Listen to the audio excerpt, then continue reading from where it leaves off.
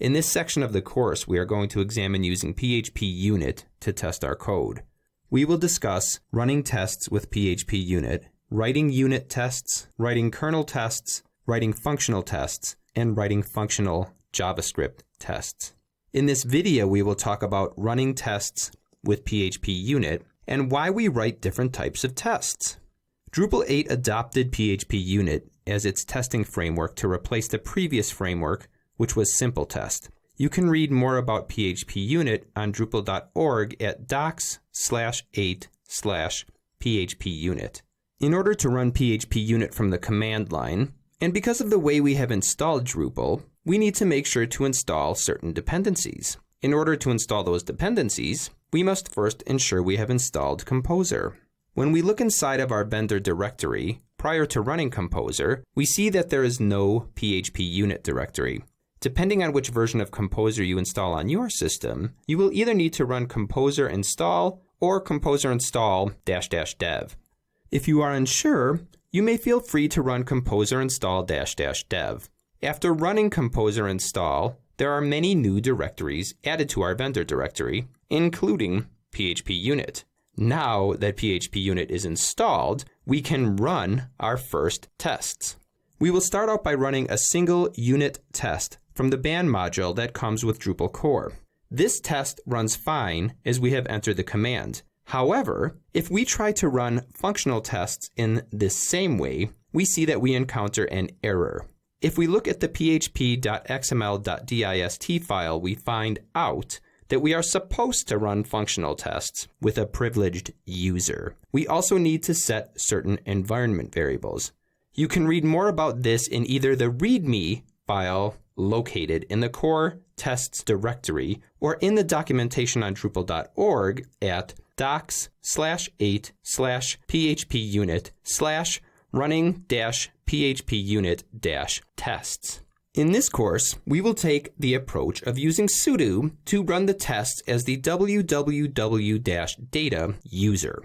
To set up the environment variables, we need to copy the phpunit.xml.dist file into phpunit.xml and make a few modifications. We need to set up our base URL, database parameters, and an output directory. Pay attention that we need to create the simple test directory inside of our sites directory. Now let's try running functional tests again with this method, and we will see that all of the tests pass.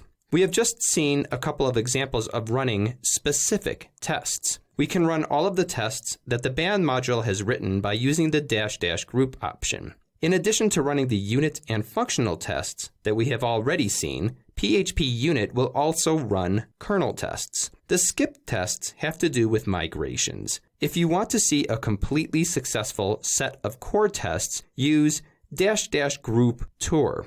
Let's finish this video by talking about the different types of tests we can run and why we would run each of them. The most basic test is a unit test. A unit test is intended to test the smallest possible bit of functionality. Each unit test will generally be written for a specific method of a single class. Unit tests are the fastest running tests. Many times we may find it challenging to do all the necessary mocking of objects to write certain unit tests. In these situations, we may be able to write kernel tests. Kernel tests are intermediate tests between unit tests and functional tests. Kernel tests load minimal parts of the database and allow us to test some functionality against some actual objects and data. Kernel tests still run reasonably quickly.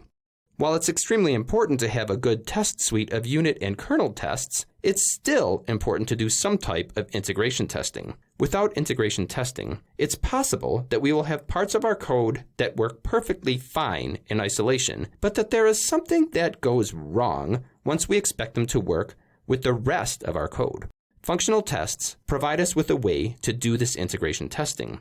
These tests do a full bootstrap of Drupal for each test and, as a result, take much longer to run.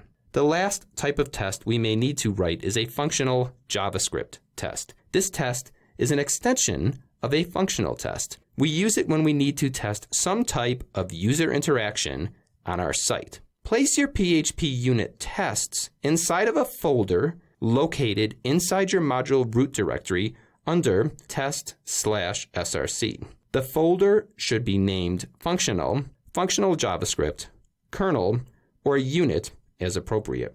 We will look at examples of all 4 types of tests in upcoming videos.